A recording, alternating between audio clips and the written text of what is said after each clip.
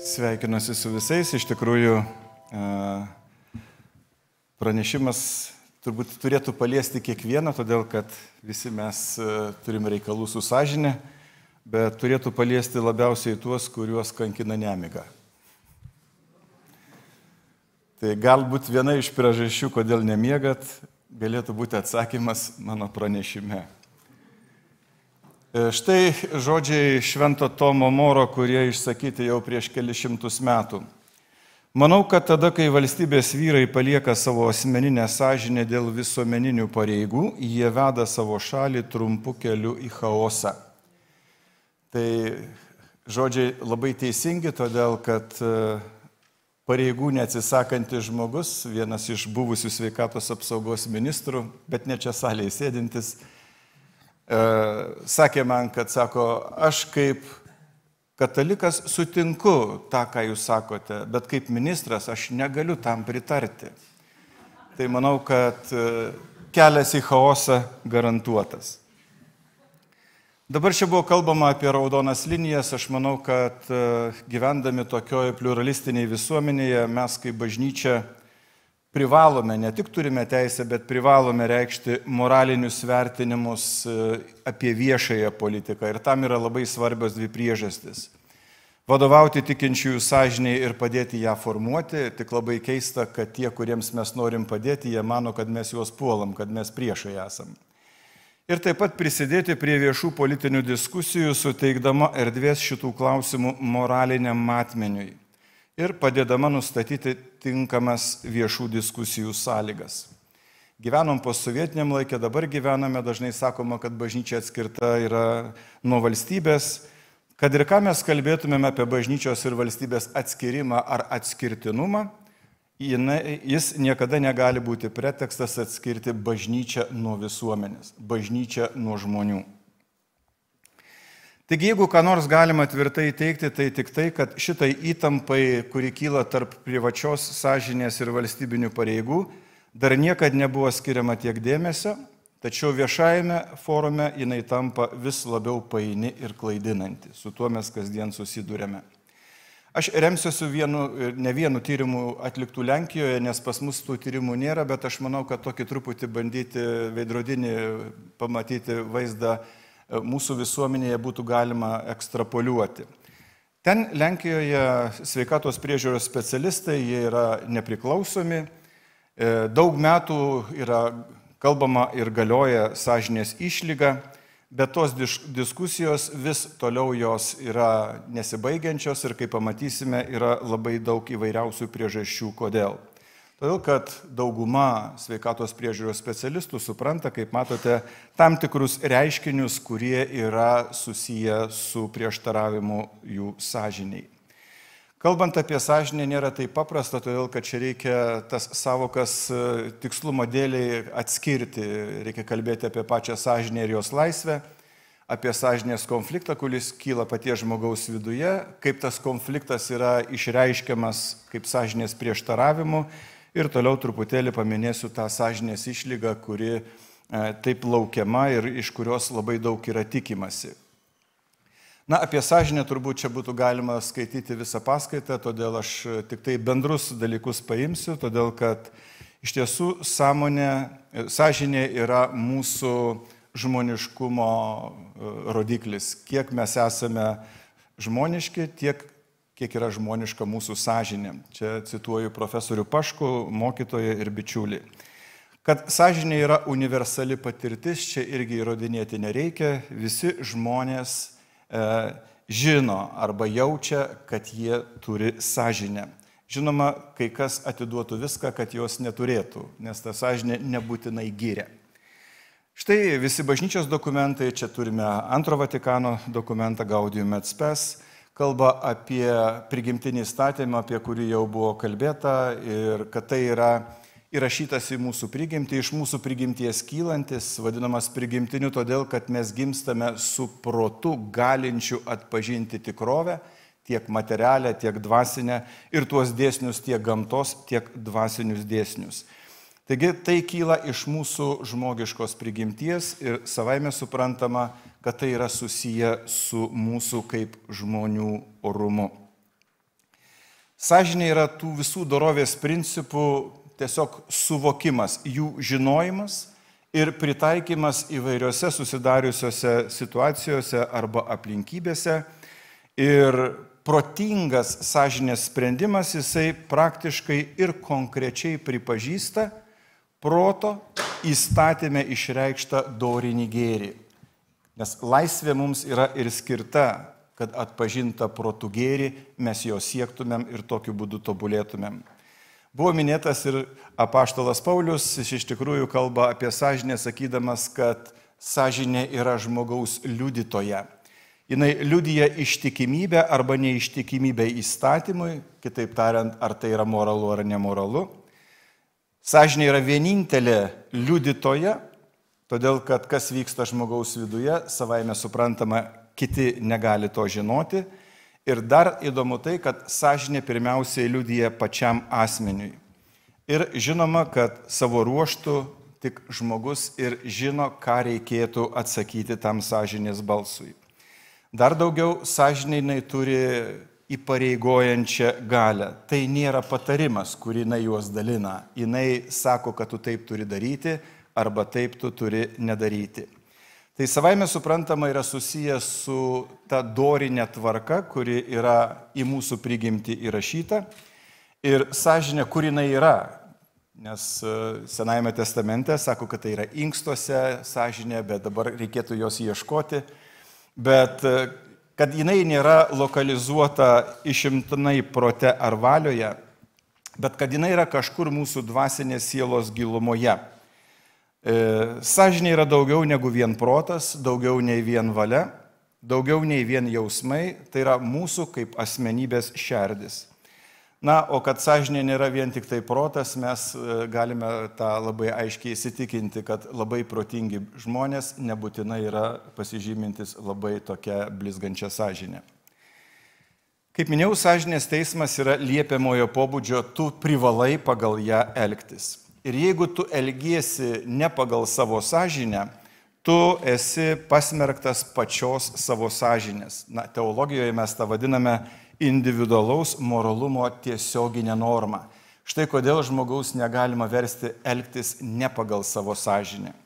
Aš užaugau dideliai šeimoje, mūsų buvo daug vaikų ir mano mama sakydavo, ne vienas mano vaikas neturi savo nuomonės. Tai sakydavo, mama, kad mes negalvojam taip kaip tu, tai nereiškia, kad mes savo nuomonės neturim. Mes turim savo nuomonę. Tai štai sąžinė, jinai mus pačius pasmerktų, jeigu mes vadovautumėmės kažkieno primestą elgesio normą. Pagaliau žmogus juk ir realizuojasi kaip asmenybė per tuos laisvus pasirinkimus, per kiekvieną savo veiksmą.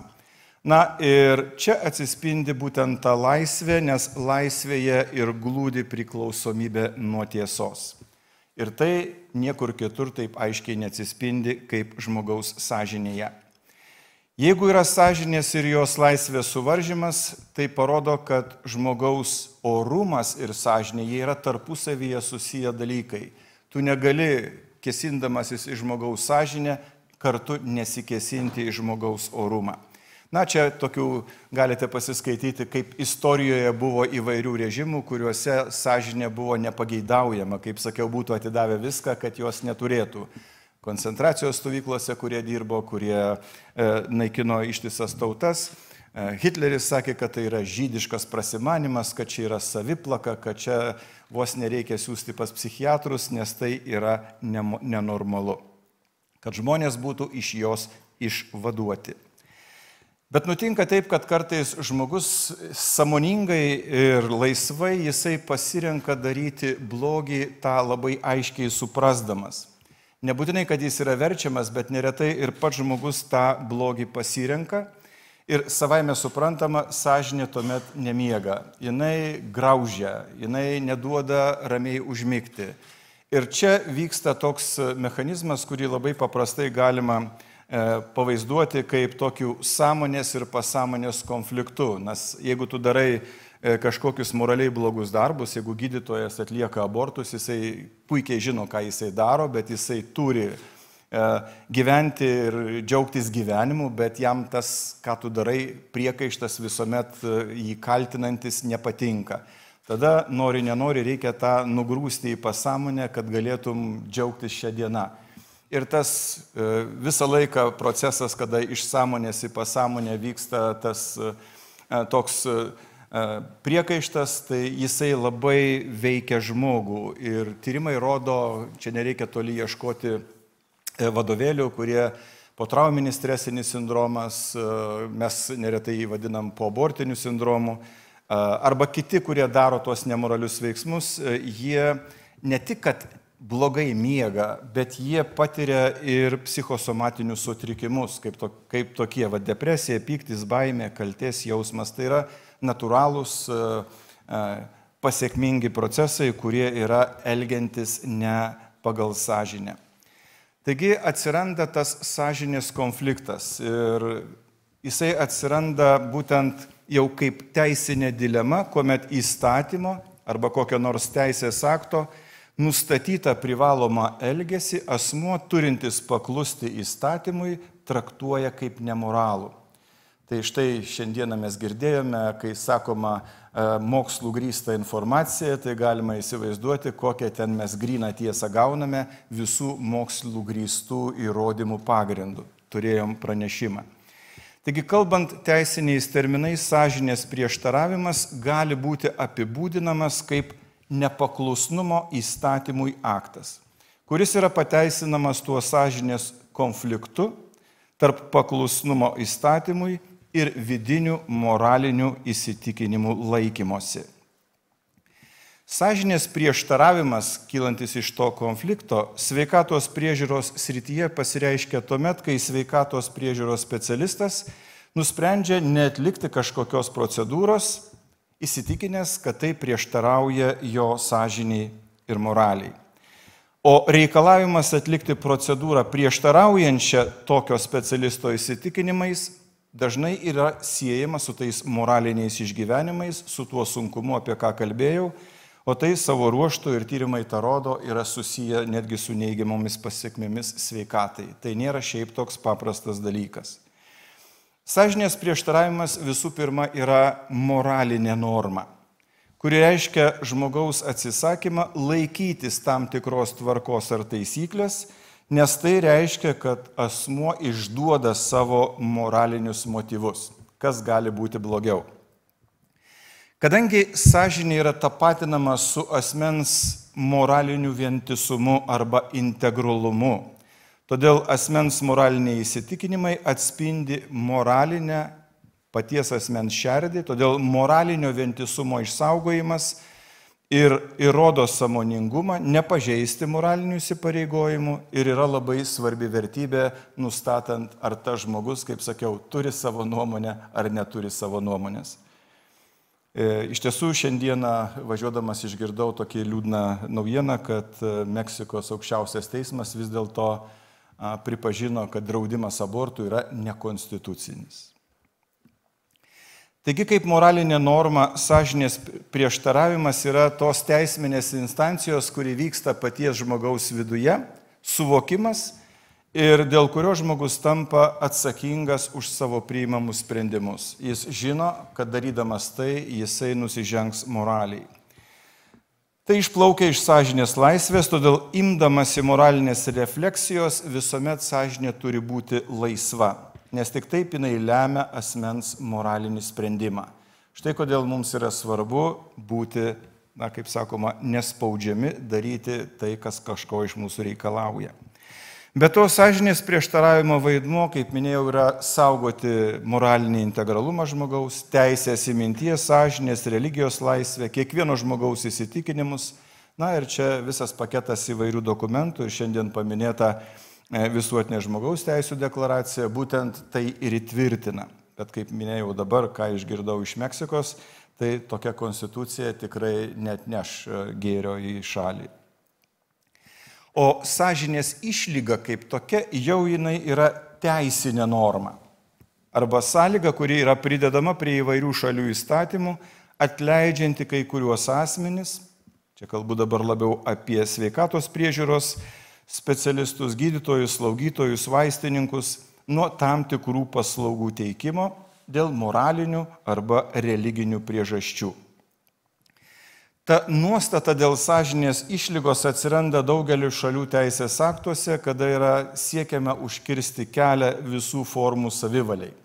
Neskaitysiu viso teksto, bet noriu pamatyti, kaip čia yra daug, kad pamatytumėt, kiek žmogus turi padaryti dalykų, kad jis galėtų pasinaudoti sąžinės išlygą, kad jis galėtų būti laisvas, nedaryti kažko, ko jisai negali daryti dėl savo įsitikinimų. Pasižiūrėkite, kiek jis turi visur kreiptis, visus informuoti, tą pacientą siūsti pas kitą, kitaip tariant, kad jis galėtų pasielgti taip, kaip jam turėtų būti garantuojama, tiesiog besąlygiškai.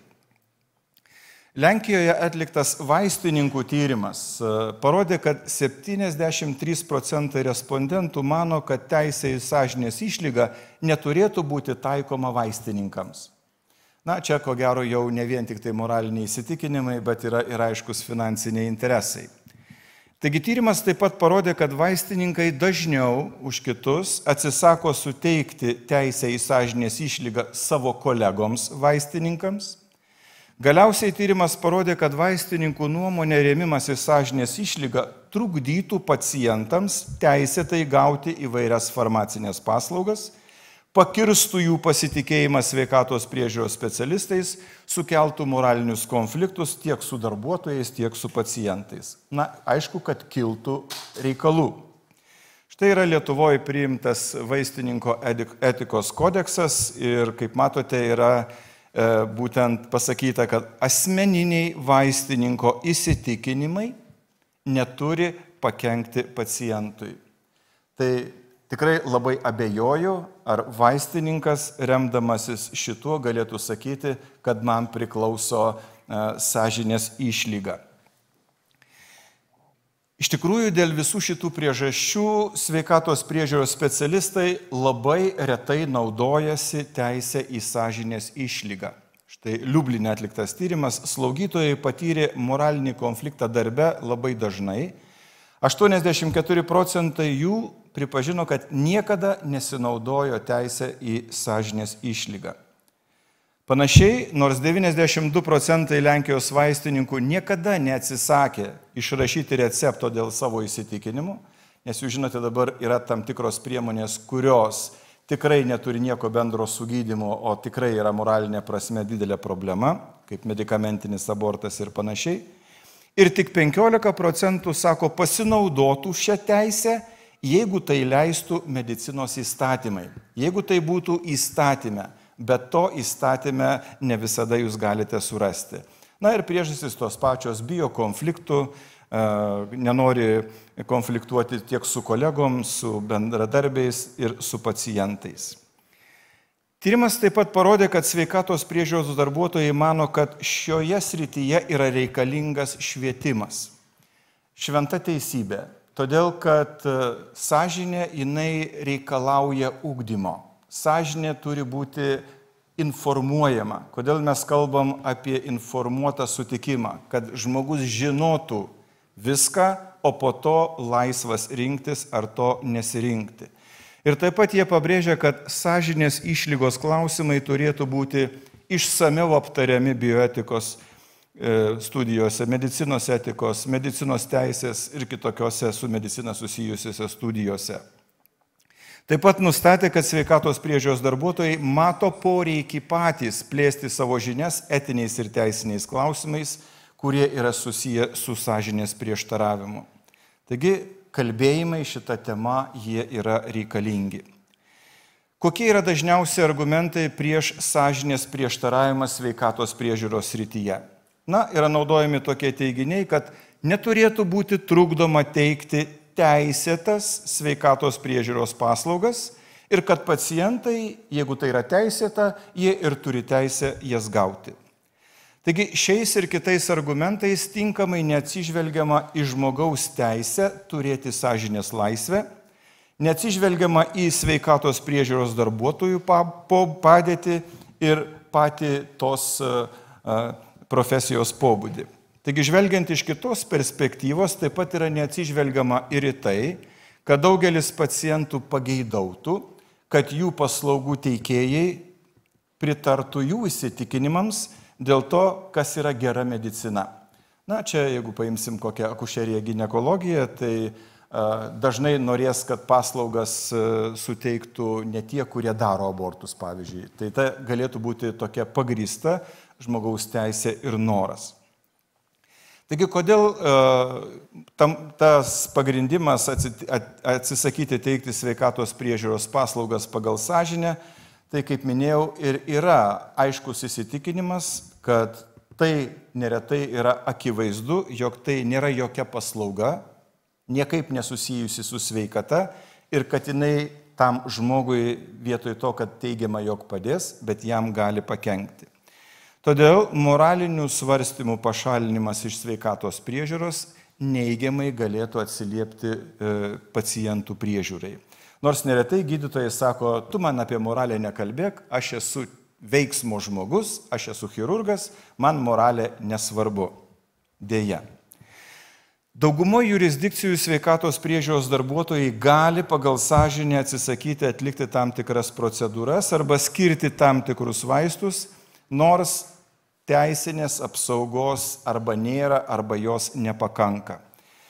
Kaip paminėjau, gydytojas arba kitas sveikatos priežiūros specialistas pats negalėdamas įsitikinimu to daryti, privalo nusiųsti kitam specialistui, nukreipti tą žmogų, tarkim, jeigu dėl aborto arba dėl kokios nors kitokios situacijos, tai savaime suprantama yra to žmogaus įtraukimas į blogą moraliai veiksmą ir tą mes moralės teologijoje vadiname bendradarbiavimu blogyje.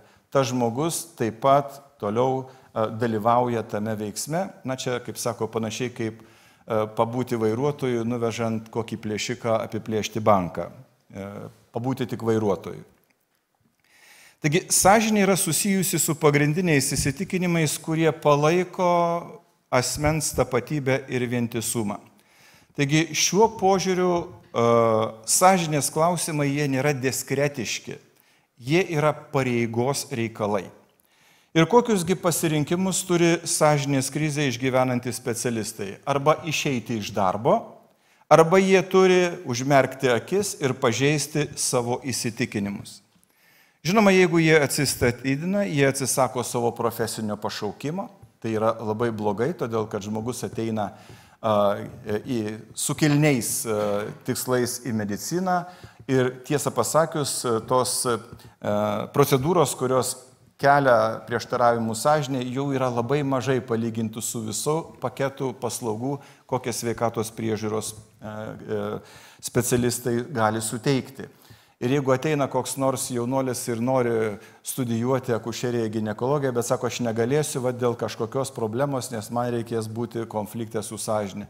Aš tik sakau, tik tu eik. Kuo daugiau bus tokių kolegų, tuo bus lengviau jums sąžinės išlygą apginti. Žinoma, jeigu tu pažeisi savo sąžinę, vėlgi tai gerai nebus. Tu nusižengsi pats savo ir visos tos pasiekmes dėl sąžinės konflikto. Na, žinoma, yra tokių, kurie sako, tai tokie žmonės iš viso neturi stoti į mediciną. Tai ko jie stoja? Jie žino, ką reikės daryti. Kaip jie dabar ateis pacientė arba klientė, reikėtų šiuo atveju sakyti, ir sakys, kad jai reikia padaryti abortą.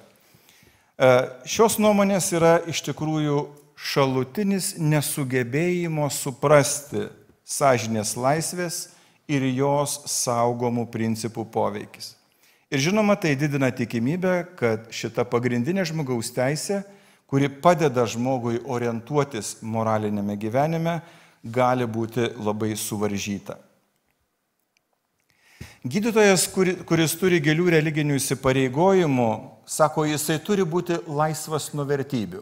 Jisai turi dirbti gydytojo darbą. Tai iš tiesų būti laisvu nuo vertybių, ką paminėjau apie ministrą pačioj pradžioj, tokiais klausimais jinai yra praktiškai neįsivaizduojama. Tam tikri dalykai yra taip aiškiai uždrausti, kaip iš prigimties neteisingi, kai pasižiūrėkite visi Chartijos priesakai, čia reikia aiškinti, kad jos įrodinėti, kad jie yra teisingi, kad nėra jokios galimybės siekti kompromiso, nekeliant pavojaus moraliniam vientisumui ir pavojaus savo dvasiniai geroviai. Pagarba gydytojo sąžinės reikalavimams nėra ir nereiškia, kad gydytojas turi pakeisti paciento sąžinę, kuri yra moraliai pagrįsta paciento apsisprendimo teise. Kartais pacientas jis nėra informuotas, jis yra klaidoje. Ir jeigu jisai turi tokią nuomonę, mes tik tai turime padėti jam tą nuomonę pačiam pakeisti, suteikiant informaciją.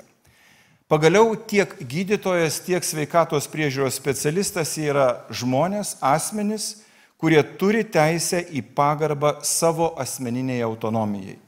Ne vienas jų neturi teisės versti kito kitaip galvoti, nebent suteikti informaciją, kad tas žmogus pats savo įsivaizdavimą pakeistų. Taigi, sąžinės laisvės apsauga, jinai priklauso abiems. Ir čia yra tas paradoksas, kad vienas reikalauja, o kitas privalo nusileisti kito sąžinės reikalavimams, kai tuo tarpu pats patenka į sąžinės konfliktą. Tas valstybės arba visuomenės reikalavimas, kad gydytojai praktikuotų vertybinį neutralumą, jis yra, kaip minėjau, neįgyvendinamas ir tam yra kelios priežastys. Pirmiausiai tai yra psichologinė schizma, kuri pažeidžia asmens kaip vienovės vientisumą. Toliau tai reiškia, kad sekuliarizmas yra iškeliamas aukščiau visko, tai pažeidžiant vieną iš pagrindinių sekuliarizmo principų, kuris sako, kad jokia ideologija neturėtų pirmenybės prieš bet kokią kitą. O dabar jūs galvosite kitaip, neturėsite tos nuomonės, kuri primetama dabar ir bandys mums visiems ją primesti, mes būsime suvaržyti. Taigi trečia, kaip tokiu būdu yra pažeidžiamas vienas iš svarbiausių pasaulietinės, kaip mes dabar sakysim, demokratinės, konstitucinės santvarkos principų, nes tokiu būdu būtų diskriminuojama labai didelė dalis visuomenės. Sąžinės išlygos liudija, kad viešoji politika ir asmens sąžinė tikrai gali susidurti ir susiduria. Dabar aš kalbu apie sveikatos priežiūros sektorių, tuoj pat susidurs švietimo sektoriaus žmonės, kurie privalės mokyti vaikus tokių dalykų, kurie su jų sąžinė nėra suderinami. Kaip atskiri gydytojai ir institucijos išsaugo savo moralinį vientisumą tokioj socialiniai ir politinėje aplinkoje, jis yra labai svarbus klausimas, kuris turi rūpėti tiek pasauliečiams, tiek tikintiesiems. Na, žinoma, sąžinės išlygos gali padėti bent jau įtvirtinti teisę nesutikti. Tačiau sąlygos, kuriomis jos bus taikomos ir jų veiksmingumas yra labai svarbus. Tai yra griežtas išbandymas tiek demokratijai, tiek religiniams įsitikinimams, kaip tai praktiškai bus įgyvendinama. Mes girdim apie daug laisvių, o iš tiesų realiai gyvenime jos yra neįgyvendinamos. Kaip sako, šiaudai vėjyje, jie nieko nereiškia. Popiežius Pranciškus, nes mums dažnai sako, tai ką jūs čia šventesni už popiežių, kad jūs čia tokias tiesas dabar bandot mums sakyti, tai šiuo atveju noriu pabaigti popiežiaus mintimis, todėl kad jisai sako viename iš susitikimų su vaistininkais 21 metais, sako, šiandien madinga manyti, jog sąžinės prieštaravimo panaikinimas yra gera idėja. Tačiau sąžinės apsauga yra kiekvieno sveikatos priežiūros specialisto etinė teisė ir dėl jos niekada negalima dėrėtis. Neik su velniu obuoliauti. Čia mano žodžiai, ne popiežiaus. Sąžinės prieštaravimas yra būtent pagrindinė sveikatos priežiūros specialistų atsakomybė. Taip pat tai yra ir nekaltos beginklės žmogaus gyvybės atžvilgių vykdomos neteisybės pasmerkimas. Na, čia vietoj išvadų tik tai norėčiau pasakyti keletą dalykų, kad piliečio sąžinės pareiga yra nesilaikyti valstybės potvarkių, jeigu jų nurodymai prieštarauja doriniai tvarkai, pagrindiniam žmogaus teisėms arba Evangelijos mokymui. Čia nėra nepaklusnumo valstybės išleistam kokiam nors įstatymui atvejais. Na, apaštalas sako, Dievo reikia klausyti labiau nei žmonių. Turime leisti kiekvienam gyventi pagal savo sąžinę, kad kiekvienas būtumėm savimi. Nes gyventi gyvenimą ne savo, neturėti savo nuomonės, brangieji, tai yra žmogaus orumo nevertas gyvenimas. Taigi, ačiū Jums už dėmesį.